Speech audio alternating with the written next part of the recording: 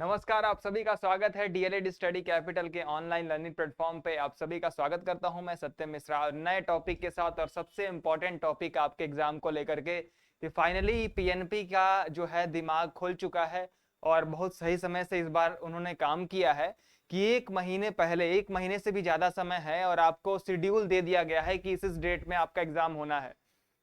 विगत वर्षों में, विगत सेमेस्टरों में हमने देखा है कि ये जो नोटिस आता था, जो आपका शेड्यूल आता था, उसमें कम से कम 15 या 20 दिन का गैप होता था एग्जाम से और नोटिस के बीच में। लेकिन इस बार एक महीने से भी ज्यादा समय में उन्होंने दिया हुआ है आपको समय। तो उस पर बात करते हैं कि इस नोटिस में आपको और क्या क्या बताया गया है, क्या क्या जानकारी दी गई है, इस पर अभी हम बात करेंगे। तो चलते हैं अपने स्लाइड की तरफ। जैसा कि आपको थंबनेल के माध्यम से पता चल गया है कि एग्जाम डेट आ गई है और इस नोटिस में और क्या क्या मेंशन है आपकी जानकारी के लिए, इस पे कुछ बात कर लेते हैं।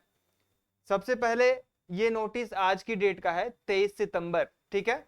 डीएलएड प्रथम एवं तृतीय सेमेस्टर परीक्षा अक्टूबर 2025 आयोजित किए जाने हेतु परीक्षा केंद्रों की सूची उपलब्ध कराए जाने के संबंध में।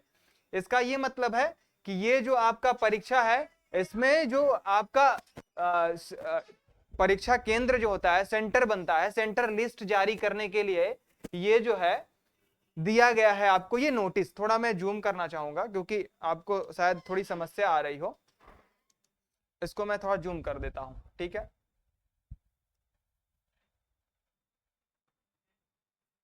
हाँ, अभी थोड़ा विजिबल होगा आपका, ठीक है। तो ये इसका विषय है कि जो आपका एग्जाम का सेंटर है उसके उपलब्ध कराए जाने के संबंध में, ठीक है।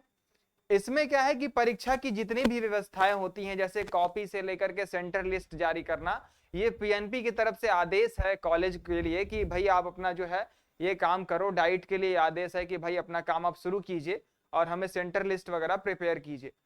उपयुक्त विषय अवगत कराना है कि निदेशक राज्य शैक्षिक अनुसंधान और प्रशिक्षण परिषद लखनऊ द्वारा अनुमोदित परीक्षा कार्यक्रम के अनुसार डीएलएड प्रथम एवं तृतीय सेमेस्टर की परीक्षाएं दिनांक 27/10/2025 से 1/11/2025 तक संपादित कराना जाना प्रस्तावित है। परीक्षा कार्यक्रम भी इसमें संलग्न है, हम आगे आपको दिखाएंगे कि इसमें परीक्षा कार्यक्रम भी दिया गया है कि किस किस डेट में कौन कौन सा सब्जेक्ट आपका होना है, ठीक है। परीक्षा केंद्र यथासंभव जनपद मुख्यालय पर हो तथा वहां अभ्यर्थियों के पहुंचने में असुविधा ना हो। अब बहुत सारी चीजें बदलाव हो रही हैं आपके नोटिस के माध्यम से। पीएनपी ने बहुत सारी चीजें बदलाव की हैं कि ऐसी जगह पे सेंटर आपका रखा जाए जहां पर बच्चों को असुविधा ना हो, ट्रांसपोर्टेशन वहां पे ठीक ठाक मात्रा में, मतलब वहां पे परिवहन की कोई दिक्कत ना हो। वो सारी चीजें ध्यान में रख के आपको सेंटर इस बार बनाना है। परीक्षा केंद्र की न्यूनतम धारण क्षमता 500 हो तथा निर्धारित केंद्रों पर परीक्षार्थियों के बैठने की समुचित व्यवस्था हो। मतलब ऐसा नहीं कि डेस्क टूटा है और उस पे बच्चा लिख रहा है, डेस्क में छेद है उस पे कॉपी ही नहीं रख पा रहा है, इस तरीके की व्यवस्था ना हो। व्यवस्था एकदम समुचित हो, जो उचित होना चाहिए परीक्षा के लिए, ठीक है। इसमें आगे बढ़ते हैं और इसमें बाकी सारी चीजें जो है मेनली डाइट के लिए है, आपके काम की नहीं है, तो हम आगे इस पे चर्चा करते हैं कि परीक्षा केंद्र उन्हीं विद्यालयों को बनाया जाए जिसमें सीसीटीवी कैमरों की समुचित व्यवस्था हो, जिससे परीक्षा की मॉनिटरिंग की जा सके। जैसा कि विगत सेमेस्टर में देखा था आपने, अगर आप थर्ड में है तो सेकंड में आपने देखा होगा कि जो पेपर आपका हुआ था उसमें प्रॉपर सीसीटीवी कैमरा और ऑडियो के माध्यम से भी आपकी रिकॉर्डिंग होती थी। उसी तरीके की व्यवस्था इस बार भी रखा जाएगा, क्योंकि अब जो है नकल वगैरह नहीं होता है बहुत सारे कॉलेज में। जो भी करना है आपको स्वयं से पढ़कर ही करना है।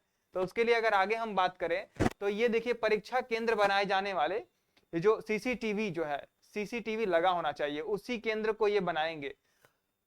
और सभी प्रश्न पत्र खोले जाने तथा विद्यालय की जो आपकी रिकॉर्डिंग होती है, कमरों की रिकॉर्डिंग, जैसे मान लीजिए आप पेपर दे रहे हैं, पेपर के दौरान जितना भी प्रश्न पत्र जो खुलता है, उससे जो उसके बाद आपको दिया जाता है पेपर हल करने के लिए, पेपर हल करके आप वापस कॉपी देते हैं, इस दौरान जो भी चीजें होंगी वो पूरा रिकॉर्डिंग जो है डाइट के माध्यम से, मतलब आपकी जो ये विद्यालय होता है जहां पे आपका सेंटर जाएगा, वो डाइट को फॉरवर्ड करता है, सारी रिकॉर्डिंग जाती है, ठीक है। तो इस संबंध में ये है। परीक्षा केंद्र निर्धारण करते समय वह ध्यान रखा जाए कि निर्धारित किए जाने केंद्र के परिसर में डीएलएड संस्थान संचालित ना हो। वहीं पर ये परीक्षा कराया जाएगा जिस कॉलेज में डीएलएड नहीं कराया जाता है। ऐसा नहीं कि जो महाविद्यालय ऑलरेडी डीएलएड करा रहा है उसमें सेंटर भी जाएगा, ऐसा नहीं होता है। जिसमें डीएलएड नहीं होता वहीं पर जाएगा, ठीक है।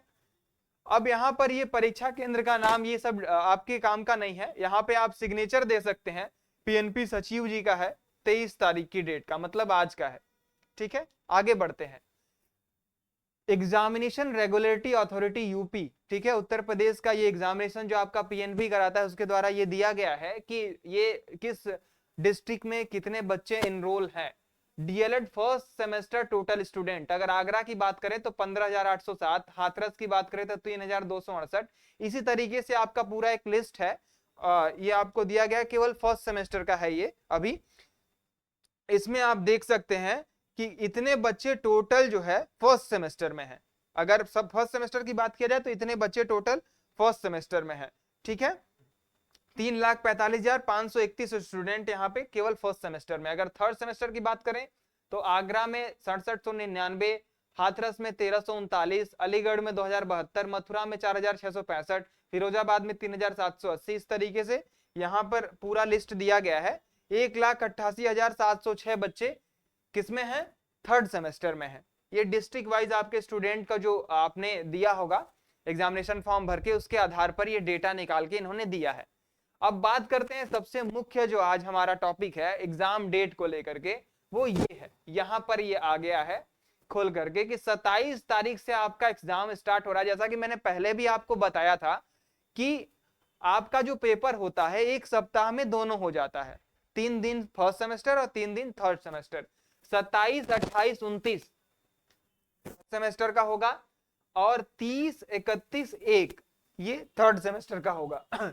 इसमें अगर बात करें प्रथम प्रश्न पत्र और द्वितीय प्रश्न पत्र पहले दिन ही हो जाते हैं। जैसे 10 बजे से 12 बजे तक 27 तारीख को बाल विकास का प्रश्न पत्र आपका होगा। शिक्षण अधिगम के सिद्धांत 27 तारीख को 1:30 बजे से 3:30 बजे तक होगा। और जो दूसरा दिन होता है उसमें 3 पेपर आपको हल करने होते हैं, जिसमें विज्ञान, गणित और सामाजिक अध्ययन शामिल है। षष्ठम प्रश्न पत्र की बात करें हिंदी, संस्कृत या फिर जिन्होंने उर्दू लिया है वो, और कंप्यूटर, ये तीसरे दिन होता है। मतलब अंतिम दिन जो आपके पेपर का होता है, जिसमें टाइमिंग होती है 3-3 दिन वाले पेपर में 10 से 11, 11:30 से 12:30, 2 से 3, ठीक है। इसी तरीके से अगर तृतीय सेमेस्टर की बात करें तो प्रश्न पत्र जो आपका शैक्षिक मूल्यांकन, क्रियात्मक शोध एवं नवाचार, जो आपका पहला प्रश्न पत्र है, ये 30 अक्टूबर को होना है 10 से 12। समावेशी शिक्षा जो दूसरा प्रश्न पत्र है आपका 30 तारीख को होगा अक्टूबर में 1:30 बजे से 3:30 बजे तक। इसका भी सेम होता है थर्ड सेमेस्टर की तरह। तृतीय, चतुर्थ और पंचम दूसरे दिन होते हैं। 31 तारीख की डेट में विज्ञान, गणित और सामाजिक अध्ययन का आपका पेपर होगा। विज्ञान 10 से 11, गणित 11:30 से 12:30। जो आधे घंटे का गैप होता है, एक चीज मैं आपको और बता दूं, इसमें आपको एग्जाम हॉल से बाहर नहीं जाने दिया जाता है। आप बैठे रहेंगे, तुरंत आपका दूसरा पेपर स्टार्ट हो जाता है, ठीक है। इसमें गैप होता है जो 12:30 से जो 2 वाली तीसरी पेपर जो होती है उसमें थोड़ा गैप होता है। बाकी ये जो तृतीय और चतुर्थ प्रश्न पत्र में कोई गैप नहीं होता है, ठीक है। और तीसरे दिन की बात करें षष्ठम प्रश्न पत्र की, तो हिंदी, संस्कृत या उर्दू या कंप्यूटर 1 तारीख को ये होना है 10 से 11, 11:30, 12:30, 2 बजे से 3 बजे तक। तो ये था आपका एक कार्यक्रम जो है डीएलएड पीएनपी सचिव के द्वारा दिया गया, कि जिसमें आपको बताया गया है कि कब कब आपका एग्जाम ये होगा और किस डेट से होगा। तो ये पूरा नोटिस था जिसको मैंने आपको पढ़ के बताया, इसको देख लीजिएगा फर्स्ट सेमेस्टर वाले। और बहुत सारे वीडियोस मैंने अपने चैनल पे दिया हुआ है, तो इसमें आपको देखना है और सारी चीजें सीख लेना है कि कैसे कॉपी लिखनी है, सारा कुछ मैंने बताया हुआ है। तो आज की वीडियो में इतना ही। धन्यवाद, नमस्कार।